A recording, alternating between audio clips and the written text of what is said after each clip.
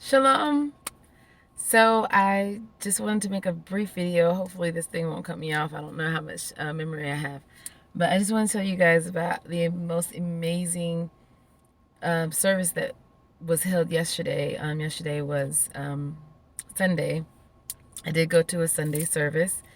It wound up being a full-on worship service. The pastor wasn't even able to go into the sermon because he allowed Ruach HaKodesh to just have his way, which is so amazing, to just have his way. And it just turned out to be a whole healing, deliverance, and worship service. And that's what it was. And I appreciate the fact that it wasn't forced into something that Abba didn't want it to be. But it was something I was definitely supposed to be a part of. The night before, I couldn't go to sleep. I was super tired, but I couldn't go to sleep. I didn't even know that this was going to happen, but I couldn't go to sleep. Well, at least not until like right before my alarm went off. So I wound up falling asleep not too long before my alarm went off. Well, let me back that up. Not too long before my alarm was supposed to have gone off. When I woke up 30 minutes after the alarm was supposed to go off and realized, ooh, excuse me, I'm always burping on here. And realized that my alarm did not go off. And on this phone, like even like if I missed the alarm, it went off and I missed it. It's set up to where it'll keep repeating itself. Also, it's set up to where it'll show a notification that the alarm went off and I missed it. None of that happened, so it just didn't go off. And you remember I was in the hotel. So the hotel I was in is like 20 to 30 minutes away from the church. So I get up, I get dressed, I put all my stuff together, I go downstairs. There's no carts. I don't know where the carts are, and this hotel is huge. So I had to make several trips back and forth to my car to put my stuff in the car, and it's raining outside. So that was fun. Then I realized I need to get gas. I had to search for a gas station. And once I finally got the gas, I was still like 30 something minutes away. And mind you, the service at this church starts at 10:30. It was 10:24 when I walked out of the hotel. So now, and now, once I finally found the gas station, it was like 10:40 something. So now I'm still 30 minutes away. So I'm like, oh my God, am I going to make it? Mind you, when I woke up, I was tired. I was super tired. And I was like, well, checkout's not until noon. I'll just watch the service later. And, I'll just go back to sleep for right now. And Ruach HaKodesh said, no, go to church. You need to be at the church. So I'm like, okay. So I'm not like, I wasn't in the best of moods because I'm like, I could be sleeping right now and, yada, yada, yada. So I decided to turn on the Facebook Live because they do their Facebook Lives for this, at this church. I decided to turn on the Facebook Live while I'm still trying to follow the map because I'm still not familiar with some of the areas. So I know the area that I'm usually in. I know how to get to the church from there without using GPS, but I was in an unfamiliar area, so I needed the GPS. So I'm trying to look at the GPS, listen to the service, and when I turn it on, it's almost 11 o'clock, and I still hear the pastor. He's talking, but the praise and worship team is still singing in the background. So I'm like, okay, they're still in praise and worship service. So I'm like 5 minutes away from the church now, and it's after 11 o'clock. And he's like, the worshipers are here. The worshipers are here. I'm just going to let it stay right there. The worshipers are here. Da, da, da, da. And I'm like, no, not all of them are there. Like, I'm talking to the phone. I'm like, I need to be there. I need to be there. So I'm trying to get there, right? So as I'm pulling into the parking lot, and it's overflowed, I'm pulling into the parking lot. I hear him say, Holy Spirit is telling me not to go anywhere, to stay right there. And so I'm screaming at the phone, yes, stay right there. I'm scrambling, trying to get my stuff together. One of the security guards comes and he's trying to help me because it's raining and he wants to, put the umbrella over me and everything. I go inside the church. They usually have the person set up screening to take your temperature and everything. They didn't have this person.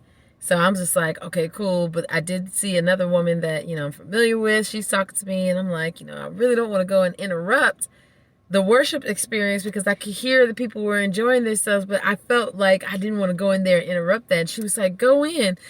Normally, this is how I know it's Ruach HaKodesh. Normally, I would have been like, no, I'm good, and wait. And I would have missed out because he never wound up going into the sermon. And I was waiting for him to go into the sermon before I interrupted. So instead of me being my normal self, I just go straight in and I sit there. The woman next to me on the aisle, she needs to go up to the front because he had called people up there. I missed that part because, whatever.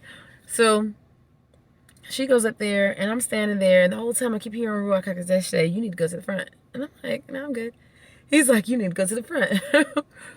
So after he prays over the woman who had been sitting next to me out in, the congregation, well, the pews. They're not really pews, they're just chairs. But anyway, the woman had been sitting next to me out there.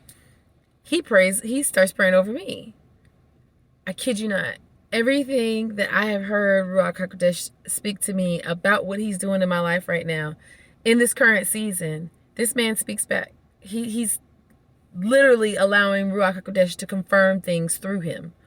And I couldn't help it. I started crying. It was great getting that confirmation. Because part of me felt like I was going crazy, like, am I really hearing you? Am I doing what I'm supposed to? Because the gravity of the things, of the season that I'm in, I needed that confirmation. I really needed that confirmation.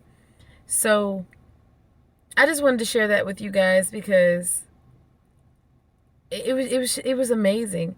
And to be honest with you, even though I'm still in this season and I'm still experiencing the things that this season brings for my growth and my teaching, my training. After yesterday, I feel so much better about it because someone who is unaware of the conversations that I've had with Abba Yah was able to answer questions I've been asking him and was able to confirm what I have been hearing him say to me. It just made me, it was what I needed. But the enemy knew that, which is why he tried to keep me from the church. That's why my alarm, my alarm went off this morning, didn't have no problems. I said it the exact same way I did yesterday morning. The enemy was trying to keep me from that because he knew it would knock that off me that was holding me back from fully embracing this season, because I've been embracing it reluctantly. And that's just me being transparent. And the reluctance is coming from, did I really hear you say this? Because I've never experienced this level of resistance from the kingdom of darkness before. So I need to make sure that this is what you're telling me to do. And I'm not kicking against the goads. I'm not fighting against Abba Yah, because that's a fight that I'm never going to win. So I need to make sure that it wasn't just something that I was out here doing on my own, and he's been trying to tell me, no, stop doing that. And I'm just like, no, I'm just going to do this. So getting that confirmation, it was exactly what I needed. And I wanted to show you guys how the enemy will try to keep you from your deliverance, your healing, it's just like when Daniel was praying. And Gabriel said, I was dispatched to you on the first day that you started praying. But it took me 21 days to get here because the Prince of Persia withheld me. And Michael, the archangel, had to come and relieve me of my duties for fighting with the Prince of Persia, so I can come down here and give you the message that I was sent to give you the first day you started praying. That's how the enemy will try to delay, withhold. But you remember what I said? Well, remember what Ruach HaKodesh said through me. I don't want no smoke. I don't want to take his glory. I don't want no smoke. Remember what Ruach HaKodesh said through me. Everything the enemy tries to do, and even you do to yourself, if you love him and you truly are searching and seeking for him, and you've given your life to his only begotten Son, Yeshua HaMashiach, and accepted the free gift of salvation that he afforded for the entire world, then every single thing will work for your good. Abba Yah has the ability to take it and make it work for you. So the enemy tried to cause me delay. All that did was intensify the confirmation that I had, because it let me know that the enemy didn't want me to get that confirmation. And so Abba Yah truly is with me. Abba Yah truly is doing this stuff, because that's why the enemy didn't want me to receive the confirmation. So his attempted delay, his attempted withstanding, his attempt to keep me from it, all it did was solidify that it was Abba that wanted me there, and the message that I received. So this video is just meant to get you to hold on. Hold on. Okay? Because I promise you, there's a lot going on in the spirit realm that you can't see. You don't know. But Abba Yah exists outside of time because he created it. He's watching a lot of things, not just in the physical. He's watching what's going on in the spirit realm as well. Is a lot of things that you don't know that's factoring into what is currently happening in your life. That's why he tells us to keep our eyes on Yeshua. You have to. You have to. Because if you spend all your time trying to focus on whatever else is going on, yeah, you're gonna drown. And I've almost drowned before. I couldn't get it out. I've almost drowned before trying to, this is going on, this going on, this going on. I can tell you guys now, when I was making these videos, I was on a 40-day fast, a liquid fast. And it was the hardest. It was my fourth one since I gave my life to Yeshua in 2008. It was my fourth 40-day liquid fast. But this one was the hardest. And he told me at the beginning of the fast, he said, after this fast, you won't be the same. And that, it's one of those things where, oh, okay. Until you get into it and you see how the enemy is attacking you. And then Abba's words become a reality. Because at first we're just like, oh, yeah, he said I won't be the same. And we go around, we just be like, oh, yeah, he said this, he said that. And then the enemy starts attacking you. And you're like, oh, okay. So you meant I wasn't going to be the same. Like, I was going to change for real. Okay. Because the attacks I experienced on this one, I've never experienced them before. And it was literally, they happened so much and so frequently that I literally felt like I was drowning. And the whole time, you know what Ruach HaKodesh was saying to me? Die to yourself. That's what he was saying to me. He didn't say fight. He was telling me to die to myself. Basically, let it happen. I'm letting the enemy attack you so that your flesh will die. Because I'm supposed to remember his word. That he will never leave nor forsake me, and that all things are working for my good. That is his word is one of the weapons of my warfare in Ephesians chapter 6. I'm supposed to remember that. And it was hard. So he gave me 3 people, my mom, my dad, and my younger brother. Those were 3 people that I was consistently able to call. And there was times that they would hear me on the phone, and I would even tell them, I don't know what this is coming up out of me. You know what Ruach HaKodesh said? That's that soul tie. That what you see coming out of you was wrapped up in the package of your son's father. And I'm purposely not saying his name. Abba Yah said his name, but in your son's father. The enemy wrapped those spirits inside in the package of your son's father. And then you slept with it. And he's such a good father that he surgically removed it from me. That's why it was so painful this time. That's why this fast was so hard. He had to surgically remove that soul tie from me. That's why I keep telling y'all, this is not a game. It's not a joke. He wants us to walk with him in spirit and in truth.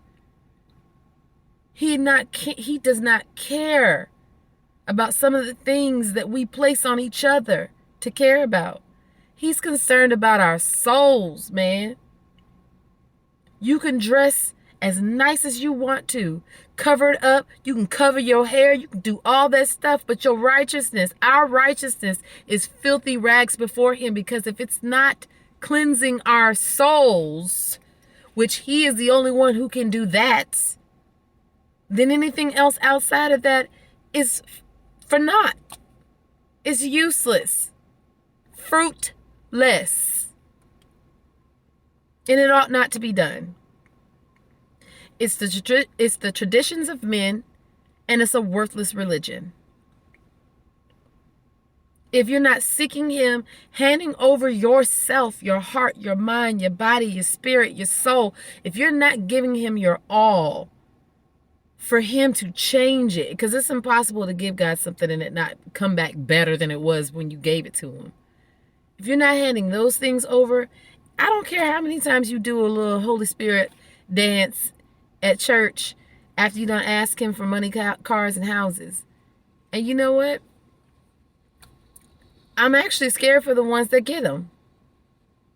Because if you haven't handed yourself, first and foremost, if you haven't given your life to Yeshua HaMashiach, and then if you haven't handed yourself over for him to purify and sanctify you the way he sees fit, not the way we see fit, but the way he sees fit, I'm scared. I'm scared for these gifts that you're getting, because they sound more like bribes. Bribes for the enemy, so that you will think that you're on the right track and you won't hand yourself over, because that's all the enemy is cool with you having houses and cars and all that other stuff, as long as it keeps you away from Abba. As long as you don't ever come into a real relationship, as long as you don't ever discover who you really are and walk in the authority that Yeshua HaMashiach afforded you when he gave his life for ours on the cross. As long as that never occurs, you can have all the, he'll give you 3 houses. He don't care. Have at it. Because misery loves company. He just wants to have more people in that lake of fire with him. That's that's all it boils down to, because he knows what his destiny is. He just wants your destiny to be the same. Whew. But you know what? Abba Yah is faithful and just. You can say the prayer right now. You can talk to him right now. You can ask Yeshua to come into your heart right now. Wherever it is you're watching this video, you can ask him. And guess what? In all sincerity, he will come in. Be prepared for the roller coaster that is your walk with him. But just understand that roller coaster, it will be the best one you've ever gotten on. Because it's going to be worth it. It's going to be worth it. If you knew the things that I went through on this fast, and the fact that I'm still here talking about his goodness, that alone should let you know that he is worth it. He is worth it, okay? I'm talking about sleeping in my car, you guys, okay? Got a job. Have amazing credit, but because of COVID, all these places have upgraded their requirements for renting apartments. So an apartment that I normally, prior to COVID, would be approved for, they're like, no, you got to make 3 times the rent. So what I'm telling you is my paycheck is enough to pay for the rent, but because I don't meet their requirements, which is making 3 times the rent. That's why you always see me in my car. This is where I live. I go to my gym. I take a shower there. I go to church. I go to work. I have the money. I have the credit. I have everything. But you know what? One of the things Abba told me is I need to get comfortable being uncomfortable. And those words are exactly the words that came out of the pastor's mouth this Sunday. Mind you, He had no idea that that's what Abba had been talking to me about. It's necessary.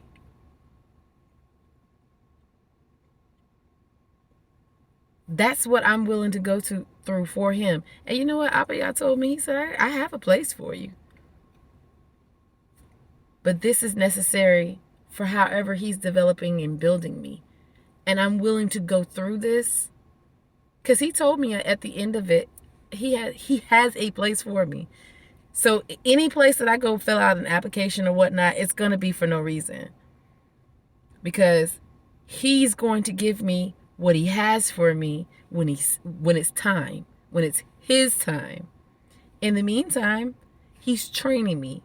He's preparing me. He's teaching me. And he's keeping me. I just have to be willing and say yes to it, which I have. And when I tell you he's been blessing me, I can't remember if I said it on one of these videos, but this random couple that was staying at the hotel that I work at just gave me $1,000. I didn't ask Abba for it. Not one time did I pray for some money. And they said that he had put it on their heart to give it to me. He has been keeping. He also did the same with my younger brother. Had him just send me some money randomly out the blue. I never prayed for it. I didn't ask anybody for it. I didn't allude to it, because sometimes we say things to people to get them to do stuff. And then we're like, oh yeah, God bless me. Not really realizing we just kind of subconsciously manipulated the person into helping us do what none of that even occurred. Both times was a complete surprise to me. The fact that he set it up to where I can still take a shower, I can still eat. Listen, well, I'm just now starting to eat, but the way he set everything up. And today when I was in the gym, because I'm still eating right, I'm still exercising, doing all that stuff. When I was in the gym, I heard Ruach HaKodesh say, it won't be that much longer. I just had to step into it, you guys. I had to just be willing to do it. So many times we're begging for God to, stop something from happening, not realizing that he's probably the one trying to take it so he can bring us to what he has for us. And here's the other blessing behind it. If we're willing to just let it go, the enemy can't use it as a weapon to get us to turn away from Abba, to get us to stress out, to get us out of Ruach HaKodesh.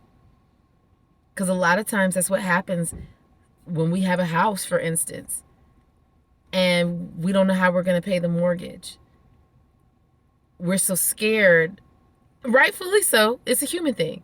We're so scared of losing this house that we start to stress and become anxious, forgetting everything that Abba Yah has told us in his word. And yes, we might pray, but we pray amiss because we're not praying his will. We're praying our will, which is, Abba, don't let me lose this house, instead of, Abba, what is it that you're doing in the season? We're praying amiss. Because how many of you guys know that if you just let what's going to happen, Abba will always keep you? That's one of his promises. That's one of his promises.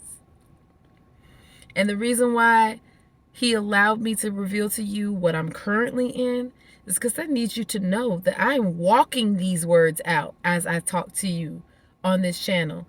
This is not just me telling you, oh, you should do this, because I know I don't look like what I'm going through right now, and I'm glad for that. I'm grateful for that. But I need you to know it, so you can know that I'm a doer and not just a sayer or just a hearer. Some of us hear the word, but we don't do it. Some of us say the word, but we don't do it. I'm doing as I'm telling.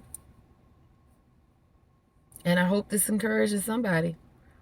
Because listen, see the smile on my face? Poop. That's because Abba Yah is amazing. All right. Let me get out here and do my thing. But like I said, just wanted to share that with you guys. I'm out here and I feel free. I feel free because I have literally, every time Abba has said, let that go, I've let it go. Not because he's punishing me, but because apparently he saw something I didn't see, and it was necessary for me to let that go. Otherwise, it would have became a weapon that the enemy could use against me, or a yoke of bondage. And it's not. I was staying with someone, and guess what? He told me to move out. He told me to move out because they had some things going on that were not healthy for me or my child, which, by the way, my child is with his father for the summer. So he's not here with me. It's just me. He told me, he said, I'm isolating you because I need your attention, your full attention. And I cannot wait to come back and tell you what he did. Cause it's coming. I heard Ruach HaKodesh say it's not gonna be much longer. Now, that could mean longer than I'm expecting. Because we know sometimes that's how it is. We might be expecting like, oh, next month, and then it'd be like 5 months from now, or maybe a year. It is what it is. All I know is I'm good. I'm protected. Jehovah Jireh, he's never been dethroned and never will be. All right, you guys. Well, you guys have a lovely Monday. And I don't know. I love you guys. Shalom Aleichem.